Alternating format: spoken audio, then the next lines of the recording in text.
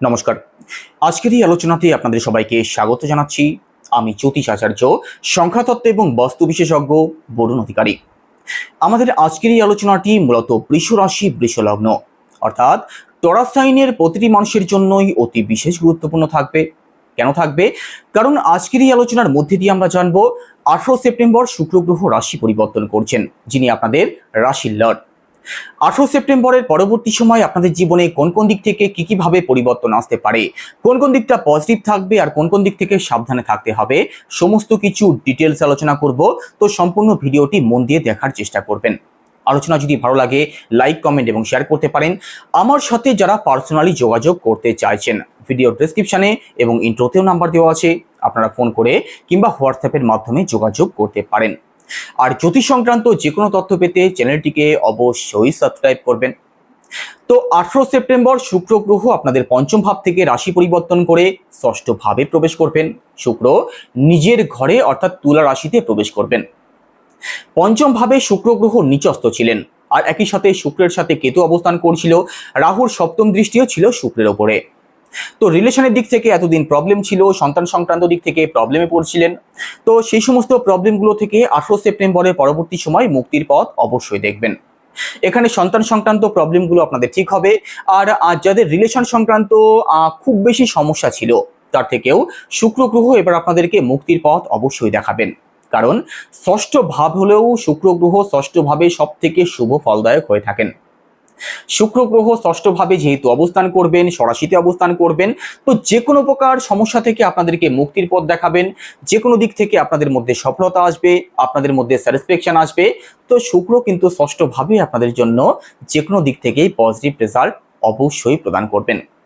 শুক্র আপনাদের ষষ্ঠ ভাবের লর্ড, আর একই সাথে শুক্র আপনাদের রাশির লর্ড। আর শুক্রের দৃষ্টি কোথায় পড়বে? শুক্রের দৃষ্টি পড়বে আপনাদের দ্বাদশ ভাবে। তো 18 সেপ্টেম্বরের পর থেকে 13 অক্টোবর পর্যন্ত শুক্র আপনাদের ষষ্ঠ ভাবে স্বরাশিতে অবস্থান করবেন। এই সময়ের মধ্যে যে কোনো দিক থেকে আপনাদের মধ্যে অ্যাক্টিভনেস কিন্তু অবশ্যই বাড়বে। পরিশ্রমী মানসিকতা আপনাদের মধ্যে থাকবে, বেশি পরিশ্রম করতে চাইবেন। আর বেশি পরিশ্রম করার কারণে শারীরিক দুর্বলতা কিন্তু আপনাদের মধ্যে থাকতে পারে, অথবা স্বাস্থ্য সংক্রান্ত দিক থেকে ছোটখাটো প্রবলেম তৈরি হতে পারে, সেই সম্ভাবনাও কিন্তু থাকবে। তো এই সমস্ত দিক থেকে একটু সিরিয়াস আপনাদের থাকতে হবে। আর একই সাথে কিছু হারিয়ে যাওয়া, কিছু ভেঙে যাওয়ার মতো সমস্যাগুলোও কিন্তু এই সময় থাকতে পারে। তো যে কোনো জিনিস একটু সাবধানে রাখার চেষ্টা করবেন। প্রতিবাদী সত্তা এই সময় আপনাদের মধ্যে লক্ষ্য করা যেতে পারে। কারো সাথে ছোটখাটো আর্গুমেন্টেও কিন্তু জড়িয়ে পড়তে পারেন। তো এই দিক থেকেও একটু সিরিয়াস থাকতে হবে। তবে ষষ্ঠভাবে যেহেতু ষষ্ঠভাবে অবস্থান করবেন মঙ্গল গ্রহ, তো ঋণ, রোগ এবং শত্রু এই সমস্তের হাত থেকে কিন্তু শুক্র গ্রহ আপনাদেরকে মুক্তির পথ অবশ্যই দেখাবেন। এখানে 18 সেপ্টেম্বরের পর থেকে 13 অক্টোবরের মধ্যবর্তী সময়ের মধ্যে কোনো পড়ে থাকা টাকা আপনাদের উদ্ধার হতে পারে, অথবা লোন স্যাংশন হতে পারে। যারা অত্যাধিক লোনে জড়িয়ে আছেন, সেখান থেকেও কিছুটা হলেও মুক্তির পথ অবশ্যই দেখতে পারেন, তার কিন্তু পূর্ণ সম্ভাবনা থাকছে। আর একই সাথে শুক্র আপনাদের রাশির লর্ড, আপনাদের ষষ্ঠ ভাবের লর্ড। আর ষষ্ঠ ভাবের লর্ড ষষ্ঠ ভাবে অবস্থান করছেন। তো স্বাস্থ্য বিষয়ক যে কোনো সমস্যা থেকেও কিন্তু মুক্তির পথ শুক্র গ্রহ আপনাদেরকে দেখাবেন। যাদের দীর্ঘদিন ধরে চিকিৎসা হচ্ছিল কিন্তু স্বাস্থ্যের কোনোভাবেই কোনো পজিটিভ রেজাল্ট প্রাপ্তি হচ্ছিল না, এবার কিন্তু স্বাস্থ্য সংক্রান্ত বিষয়গুলো থেকে, স্বাস্থ্য সংক্রান্ত সমস্যাগুলো থেকে রিকভার হওয়ার পরিস্থিতি তৈরি হতে পারে। স্বাস্থ্য এবার আপনাদের ভালো হবে, সেই সম্ভাবনা থাকছে। আর একই সাথে মানসিক দিক থেকেও পজিটিভ রেজাল্ট পাবেন। শুক্র গ্রহ আপনাদের রাশির লর্ড, ষষ্ঠভাবে অবস্থান করছেন, স্বরাশিতে রয়েছেন। তো রোমান্টিক নেচার আপনাদের মধ্যে লক্ষ্য করা যাবে। যে কোনো বিষয় নিয়ে আনন্দ ফুর্তির মধ্যে থাকতে আপনাদের বেশি মন চাইবে। তো এখানে শারীরিক এবং মানসিক দিক থেকে এই সময়টা, অর্থাৎ 18 সেপ্টেম্বরের পর থেকে 13 অক্টোবর পর্যন্ত এই সময়টা ভালো থাকবে, সেই সম্ভাবনা থাকছে। তবে যে কোনো দিক থেকে কিন্তু স্ট্রাগল থাকবে, পরিশ্রম একটু বেশি হতে পারে, ছোটখাটো প্রবলেম আসবে। তবে ছোটখাটো প্রবলেম নিয়ে ভয় পাওয়ার কিছু নেই। ছোটখাটো প্রবলেমের হাত ধরে বড় কোনো সমস্যা থেকে মুক্তি পাওয়ারও কিন্তু সম্ভাবনা অবশ্যই থাকবে। আর একই সাথে শত্রু কিন্তু আপনাদের পেছনে অ্যাক্টিভ থাকতে পারে। আপনার পেছনে নিন্দা করার লোকের সংখ্যা বাড়তে পারে। তো এই দিক থেকেও একটু সিরিয়াস থাকবেন, কাউকে ব্লাইন্ড ট্রাস্ট করতে যাবেন না, না হলে কিন্তু আপনাদের সাথে ছলনা, বিশ্বাসঘাতকতা হতে পারে, সেই সম্ভাবনা যেমন থাকবে। তেমনি পুরনো কিছু শত্রুর হাত থেকে মুক্তির পথ পেতে পারেন, সেই জায়গাটাও কিন্তু শুক্র গ্রহ অবশ্যই তৈরি করবেন। আর একই সাথে কেরিয়ার সংক্রান্ত দিক থেকেও পজিটিভ রেজাল্ট আপনাদের প্রাপ্তি হবে। ষষ্ঠভাবে শুক্র অবস্থান করছেন, কর্মফলদাতা শনিদেব আপনাদের দশমভাবে সরাসিতে অবস্থান করছেন। তো এখানে প্রথমত চাকরির চেষ্টা যারা করছেন, নতুন কাজের সন্ধানে যারা আছেন, আপনাদের জন্য এই সময়টা অর্থাৎ 18 সেপ্টেম্বরের পর থেকে 13 অক্টোবর পর্যন্ত এই সময়টা অতি উত্তম থাকবে। এই সময়ের মধ্যে কর্মজীবনের দিক থেকে আপনাদের কর্মপ্রাপ্তি যেমন হতে পারে, আগে থেকে যারা চাকরি করছেন আপনাদের জীবনেও কিন্তু শুভ কিছু পরিবর্তন আসতে পারে। বড় কোনো অ্যাচিভমেন্ট হতে পারে, কর্মপ্রাপ্তি আপনাদের হতে পারে। কাজের দিক থেকে যাদের অত্যাধিক সমস্যা ছিল তার হাত থেকেও মুক্তি প্রাপ্তির পূর্ণ সম্ভাবনা কিন্তু থাকবে। কর্মপ্রাপ্তি অথবা কাজ পরিবর্তন যারা করতে চাইছেন আপনাদের জন্যও এই সময়টা বিশেষ ভালো থাকবে। তো কর্মজীবনের দিক থেকে যে কোনো পজিটিভ ডিসিশন কিন্তু এই সময়ের মধ্যে নেওয়ার জন্য আদর্শ সময় থাকছে। কর্মপ্রাপ্তির পূর্ণ সম্ভাবনা আপনাদের রয়েছে। আর একই সাথে ব্যবসার সাথে যারা যুক্ত আছেন, ব্যবসা এই সময় আপনাদের ভালো চলবে। ব্যবসা নিয়েও দুশ্চিন্তার কোনো কারণ থাকছে না। যে সমস্ত বৃষ রাশির মানুষেরা বিবাহের জন্য পাত্রপাত্রী দেখছেন এই সময়টা আপনাদের জন্য পজিটিভ থাকবে।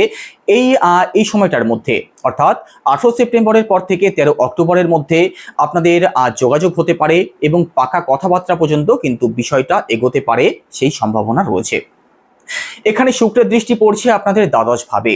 তো বিদেশি যে কোনো দিক থেকে পজিটিভ রেজাল্ট পেতে পারেন। বিদেশ থেকে যাদের ইনকাম আসে, যারা বিদেশ যাত্রা করতে চাইছেন অথবা বিদেশে যারা সেটেল হতে চাইছেন আপনাদের জন্যও কিন্তু এই সময়টা অত্যন্ত পজিটিভ থাকবে। আর একই সাথে এমএনসি কোনো কোম্পানিতে যারা চাকরি করছেন অথবা বিদেশি কোনো সংস্থায় যারা চাকরির চেষ্টা করছেন আপনাদের জন্যও এই সময়টা অত্যন্ত ভালো থাকবে। তবে স্বাস্থ্য সংক্রান্ত বিষয় নিয়ে খরচ কিন্তু আপনাদের একটু বাড়তে পারে, একটু মাথায় রাখবেন। আর একই সাথে পরিবর্তনশীল মানসিকতা আপনাদের মধ্যে থাকতে পারে। প্রয়োজনীয় যে কোনো জিনিস ভালো করে গুছিয়ে অথবা সামনে রাখার চেষ্টা করবেন, কারণ খুঁজে পাওয়ার সময় কিন্তু একটু প্রবলেম আপনাদের ফেস করতে হতে পারে। বাদবাকি দিকগুলো আপনাদের ভালো থাকছে। আর একই সাথে অক্টোবর মাসের প্রথম সপ্তাহটা আপনাদের জন্য বেশি ভালো থাকবে যে কোনো দিক থেকে। এবার যদি নক্ষত্র ধরে আলোচনা করা হয় তো প্রথমে কৃত্তিকা নক্ষত্রের কথা যদি বলা হয় তো রিলেশনে যারা আছেন আপনাদের রিলেশন এবং ফ্যামিলির দিক থেকে ছোটখাটো প্রবলেম আপনাদের ফেস করতে হতে পারে। ছোটখাটো বিষয় নিয়ে ছোটখাটো আর্গুমেন্ট হতে পারে, কিছু সময়ের জন্য কিন্তু মেন্টালি আনস্যাটিসফ্যাকশন থাকতে পারে।